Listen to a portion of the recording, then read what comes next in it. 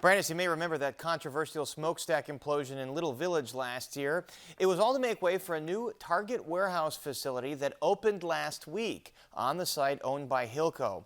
It's the largest supply chain facility in the U.S. and is expected to support more than 80 Chicago area stores. But this new warehouse has sparked more protests among some residents in the Little Village community that say they don't want it there. And joining us to discuss the impact on the community and more are Edith Tovar, a community organizer with the Little Village Environmental Justice Organization, and Alderman Michael Rodriguez of the 22nd Ward. We also invited Target to join this conversation, but the company said it is not able to comment at this time. But we do welcome the two of you here. Edith, I'll start with you. There was a protest last week at the grand opening of this facility. What are you and some of your fellow residents concerned with? Well, it's an ongoing concern, right? This warehouse facility is a continuation of the toxic legacy that the former Crawford coal plant has left behind. We are still seeing the coal plant effects, right? And so with the shutdown of the coal plant that took 12 years, right, to shut down, we are seeing the continuation from coal to diesel pollution. So we are literally exchanging one pollution to the other, and to be sold, right? And you're basically saying the diesel pollution is coming from the trucks that are coming in and out of the warehouse. Absolutely. I mean, the warehouse hasn't been in operation yet, but we have been doing truck counting since earlier in July, and we are seeing two diesel trucks per minute in the intersection of 31st and Pulaski. So to say that, you know, the warehouse is not going to cause as much pollution because they won't be going through residential areas still doesn't deny the fact that air pollution is not stagnant. It travels. It does not identify property lines. It will not stay within property lines. So the worry is still the same, is that Little Village continues to be a sacrifice zone. And we really want Target to no longer be part of Exchange 55. We want them to break ways. They did just open there in that site owned by Hilco, which had owned that property for a while. Alderman Rodriguez, are there net benefits to this facility in Little Village? Well, first of all, thank you very much, Paris, for having me on. And I thank Edith and Navajo for their advocacy. Their work has really pushed the agenda here in our community. We need to be thinking about a Green New Deal in our country.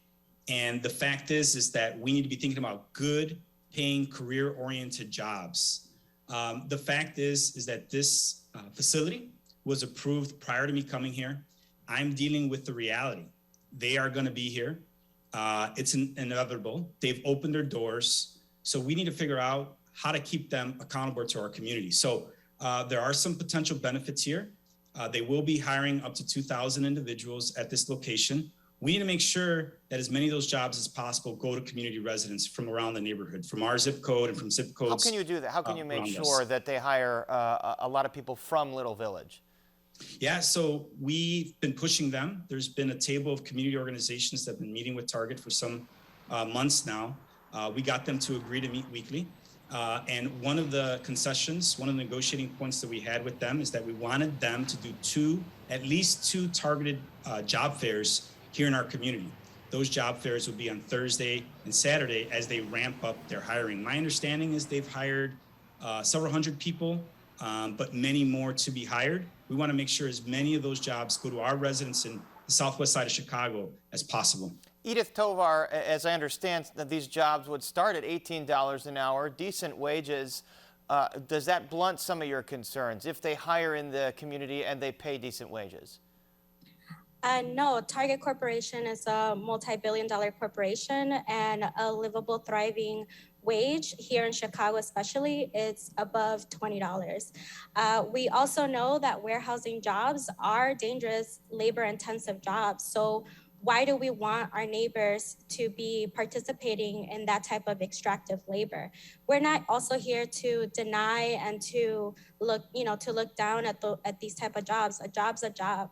So what we are trying to do now with with neighbors, right, who are seriously concerned, we want to also be advocating for these workers. We want them to know about their workers' rights. We want them to know that Chicago is a union town. If these workers want to form a union, let's support them and let's do that. Target shouldn't be wasting millions of dollars every year to bust unions that are forming in different warehouses across the country. So that itself is worrisome. All right, Alderman Rodriguez, there's also the environmental issues that Edith brought up, namely diesel exhaust from the trucks coming into the communities. And Edith mentioned that they are banned from going on residential streets there, but that exhaust can travel into the residential areas. So how do you address those concerns? Well, a couple of things. One is I couldn't agree with Edith more about union rates and what a living wage is, things of that nature. So I want to stress that I'm totally supportive of those efforts if the workers try to go that route, which I hope they do, make sure they exercise all the rights that they have. But I'd say the following, I think it's easy to go to war, but I prefer to talk and negotiate.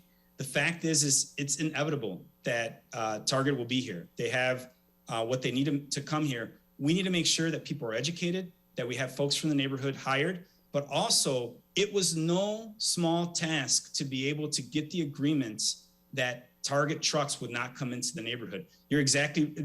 Folks are exactly right. Diesel fuel does seep into communities via the air. But one thing we knew from the community, hearing the community, was that those trucks should not be coming into our neighborhood. I live 5 blocks from the site. We've got entirely too many trucks coming into our community. We've got an agreement with them that those trucks won't come in. But when it comes to the air pollution, part of the reason that I was against the air quality ordinance earlier in this term is because I didn't think it went far enough.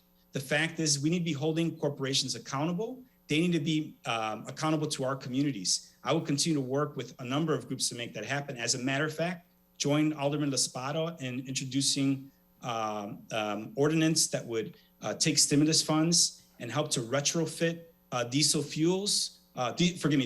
fleets in our city. I think we need to be doing much more at the state and federal level to make sure that we are changing our distribution system. It needs to leave the old economy and go to the new green economy. All right, a lot to talk about there in Little Village, and we've been following this for the last year and a half, and we'll continue to follow it. But for now, our thanks to Edith Tovar and Alderman Mike Rodriguez. Thank you so much. Thank you very much. Thank you.